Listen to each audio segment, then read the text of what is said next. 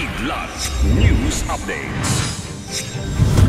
Sa ating mga balita, 12 Chinese vessels na namonitor ng PCG sa Bajo de Masinloc, 63 million pesos na halaga ng shabu nasabat sa isang Zambian national sa NAIA, isang taong pagsususpindi ng PhilHealth monthly premium contribution, pag-aaralan ng Kamara, mga apektadong individual sa pagputok ng Mount Canlaon, pumalo na sa 44,000.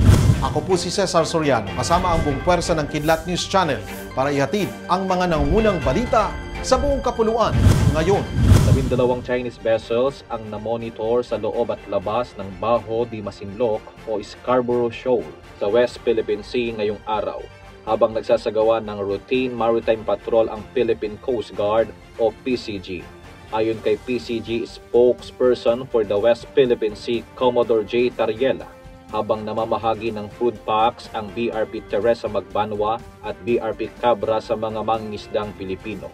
Namataan ng BFAR Patrol Aircraft ang dalawang China Coast Guard vessels 3106 at 3014 na nakaposisyon sa labas ng Bajo de Masinloc, habang 7 Chinese Maritime Militia vessels ang namonitor sa kalapit na katubigan.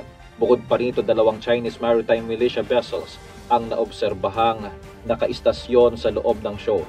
Isang People's Liberation Army Navy vessels na may bow number 552 ang namataan din 50 nautical miles ang layo mula sa karagatan ng Zambales. Wala nang inilabas na karagdagang impormasyon ng PCG kung hinarasban ng mga nasabing barko ang mga mangingisda. Ngunit binigyan din ito ang pagtataguyod ng karapatan ng mga Pilipino sa WPS.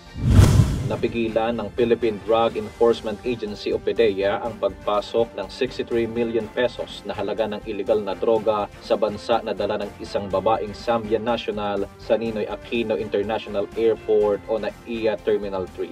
Ayon sa mga otoridad, na-aresto ang 34-year-old sa arrival area ng Terminal 3 bandang 10:50 ng gabi noong Martes, December 17. Nakuha sa kanya ang higit 9.2 kilos ng hinihinalang shabu na nakasilid mismo sa kanyang bagahe na may street value na 63,076,800 pesos. Ang mga nakumpiskang illegal na droga ay dinala sa PDEA para sa documentation at disposition procedures, habang nahaharap naman ang Zambian national sa paglabag sa Republic Act No. 9165 o ang Comprehensive Dangerous Drugs Act of 2002 at Republic Act No. 10863 o ang Customs Modernization and Tariff Act.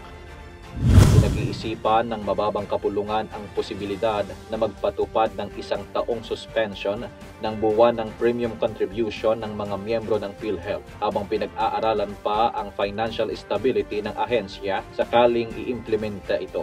Ayon kay Speaker Martin Romualdez, sa susunod na taon ay maglulunsad ang Kamara ng malalim at patas na investigasyon sa kung paano pinangangasiwaan ang pondo ng PhilHealth. Dagdag pa nito, kung mapatunayan ang underutilization sa existing funds o kaya na may labis na pondo para sa kung ano lamang ang kailangan sa kanilang operasyon, ay irerekomenda ng Kamara ay: una, isuspindi ang premium payments ng 1 taon upang ibsan ang pasakit ng mataas na bilihin. Ikalawa, bawasan pa ang premium contribution. Ikatlo, palawigin pa ang benepisyo para sa mga miyembro hanggang sa maabot ang planong zero billing sa mga ospital. Ikaapat, tiyakin na ibibigay ng PhilHealth ang expanded healthcare coverage. At ikalima, para sa mga manggagawa at employers na apektado ng tumataas na gastusin, pag-aaralan ng Kamara ang pagpapababa ng premiums habang pinapanatili ang kapasidad ng PhilHealth na maipaabot ang kanilang serbisyo. Pumalo na sa higit 40,000 individual ang naapektuhan ng pagputok ng Bulkang Canlaon ayon sa DSWD Disaster Response Management. Sa kanilang progress report ngayong araw, umabot na sa kabuuang 44,053 individuals o nasa 10,892 families ang naapektuhan ng pagsabog sa 26 na mga barangay sa Regions 6 at 7.